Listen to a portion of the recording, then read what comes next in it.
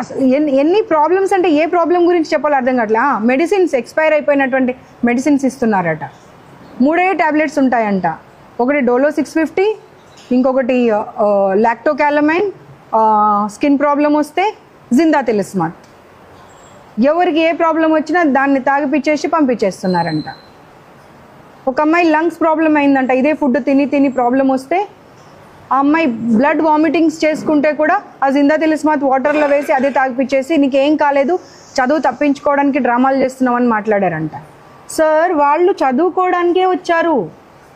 తప్పకుండా మీరు గురువులు దైవంతో సమానం. నేను చెప్తున్నాను, నేను గురువులను కూడా కించపరచట్లేదు, తగ్గించట్లేదు. గురువులు దైవంతో సమానం. కానీ ఆ పిల్లల మానసిక స్థితిని చూసి, వాళ్ళ ఐక్యూ లెవెల్స్ని చూసి వాళ్ళకి మనం చదివించాలి.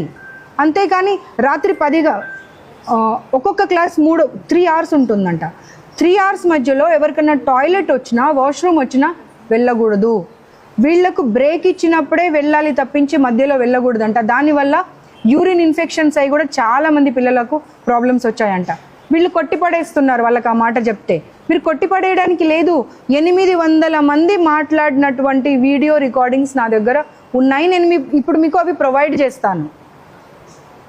అందరికీ పీసీఓడి ప్రాబ్లమ్స్ అంట. ఒక్కొక్కరికి 3 నెలలు 5 నెలల నుండి అసలు ఇంకా సొసైటీకి చెప్పకపోతే తప్పదు, పీరియడ్స్ రావట్లేదంట పిల్లలకు. అయినా కానీ దాన్ని పట్టించుకుంటలేరంట కనీసం. అరే, నేటి బాలలే రేపటి పౌరులు, అది ఇది అని మనం డైలాగ్స్ చెప్తాము. ఆ డైలాగ్స్ చెప్పడం వరకే పరిమితం అవుతే ఎట్లా? ఈ పిల్లలు ఫ్యూచర్లో వెళ్ళి బాగా చదివి మంచి మనుషులుగా ఎదగాలి అండ్ సొసైటీలో ఒక మంచి ఉన్నతమైనటువంటి స్థితికి వెళ్ళాలి అంటే ఈ స్థాయిలోనే వాళ్ళకి ఇన్ని ప్రాబ్లమ్స్, ఇంత నరకం చూపిస్తే వాళ్ళకి చదువు మీద ఇంట్రెస్ట్ పోతుందని చెప్తున్నారు వాళ్ళు. 10 o'clock అయిపోయిన తర్వాత ఇంపోజిషన్స్ ఇస్తారంట. 3 times 10 times రాయాలని. దాన్ని మళ్ళీ మార్నింగ్ కల్లా కంపల్సరీ సబ్మిట్ చేయాలి. ఒక్కొక్కరు 2 గంటల వరకు 3 గంటల వరకు కూర్చొని అది రాస్తున్నారంట. మళ్ళీ 5:30కే స్టడీ అవర్స్. నేను అందరికీ రిక్వెస్ట్ చేస్తున్నాను, ఇటు తల్లిదండ్రులకు, అటు ఇన్స్టిట్యూట్స్కి, ఇటు గవర్నమెంట్కి, ఖచ్చితంగా పిల్లలకు చదువు ఇంపార్టెంట్ అయినా సరే ఫిజికల్ యాక్టివిటీ కోసం 2 classes పెట్టాల్సిన అవసరం ఉన్నది.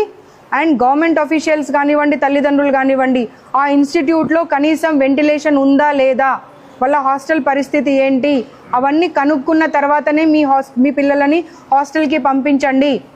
ఉన్నత స్థితికి వెళ్ళాలి, గొప్ప ఇన్స్టిట్యూట్లో చదవాలి అనేటువంటి ఆలోచన కన్నా మీ పిల్లలు ఆరోగ్యంగా ఉంటే చాలు. ఫిజికల్గా కానివ్వండి, మానసికంగా కానివ్వండి, దాని మీద దృష్టి పెట్టండి అనేటువంటి మాట చెప్పుకుంటూ, మేము ఈ కండిషన్స్ ఏవైతే చూసామో నిన్న ఇవాళ, వీటన్నింటికి ప్రభుత్వంతో మాట్లాడి, ఇంకా ఇతరత్ర డిపార్ట్మెంట్స్తో మాట్లాడి ఎలాంటి చర్య తీసుకోవాలో అలాంటి చర్య డెఫినెట్గా తీసుకుంటాము. ఎవరైనా సరే పిల్లల గురించి ఆలోచించకపోతే ప్రభుత్వం కూడా ముందుకొచ్చి ఆ సంస్థలను సీజ్ చేసేటువంటి అవసరం ఎంతో ఉందని చెప్పి గవర్నమెంట్కి కూడా మేము సబ్మిషన్ చేస్తూ ఉన్నాము.